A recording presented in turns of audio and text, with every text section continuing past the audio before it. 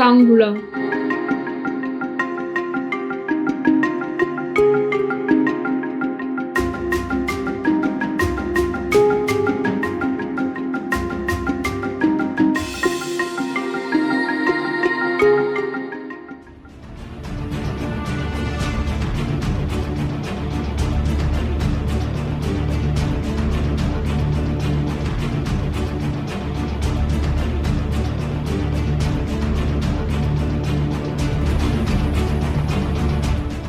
Alima, vous la connaissez bien? On la connaît, c'est elle qui est venue avec elle. Bon, on la connaît à travers elle. Elle est venue ici chez vous? Pas du tout, puisqu'elle ne voulait même pas que l'enfant vienne jouer ici avec d'autres enfants. L'enfant était privé de jouer avec les autres. À moins de coup que cet enfant venait ici, quand elle rentrait du champ, il faut gronder, il faut taper. Donc l'enfant était crispé.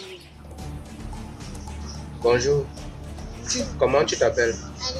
Tu dis que qu'est-ce qui t'a brûlé? Elle a fait comment? Ça s'est passé comment? Tu as fait quoi? Tu as mangé le poisson. Elle t'a brûlé comment?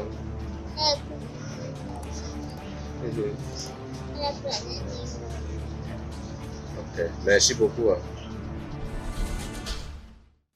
Je m'appelle Alima. Je suis née avec mes 2 bras. En 2019, j'avais 6 ans et Bombo, la tante de ma mère qui est aussi ma grand-mère, m'a brûlé au feu de bois parce que j'avais mangé un morceau de poisson dans la marmite. J'avais faim. Elle m'avait privé de nourriture.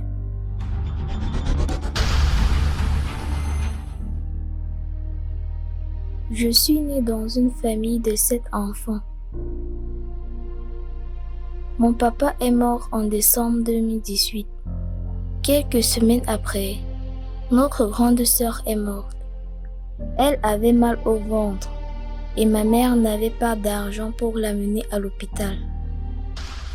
Un jour, Bombo est venu me chercher parce que ma mère ne parvenait plus à nous nourrir. Elle est partie avec moi loin, très très loin de notre village, loin de ma mère, de mes frères, de mes tantes, de mes oncles. Nous rencontrons certains spécialistes, le kiné, la psychologue, pas mal de monde en fait. Et il savait qu'au bout d'un moment, la petite Alima, qui est très vaillante, très dégagée à la maison déjà, très vite elle s'est adaptée. Elle vient vers moi, elle me dit, parce que là on avait amputé la pelle, mon petit bras, c'est elle-même qui a trouvé le nom. Elle me dit, papa, il y a quelque chose qui coule sur mon petit bras. Quand j'ai regardé, il y avait comme une infection au bout et moi j'ai pris peur. On est reparti à l'hôpital, on a rencontré le chirurgien et il m'a fait savoir que on doit amputer encore. Là, je suis tombé des nues, je trouvais que ça devenait quand même insupportable.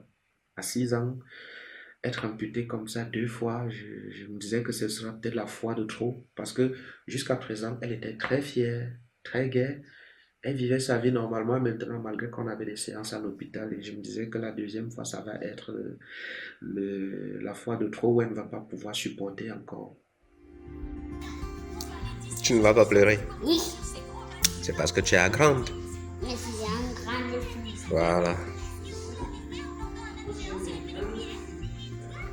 Tu n'aimes pas les grandes filles qui pleurent.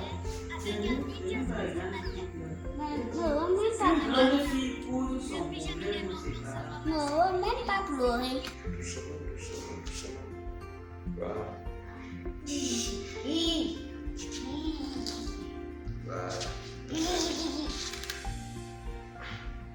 Attention, papa.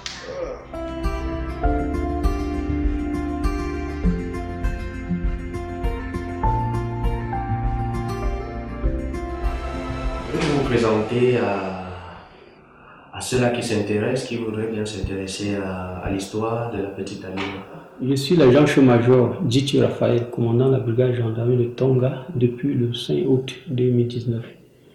J'ai été commandant de brigade de Nanga Boko de 2014 à 2019. Je viens juste d'être affecté ici.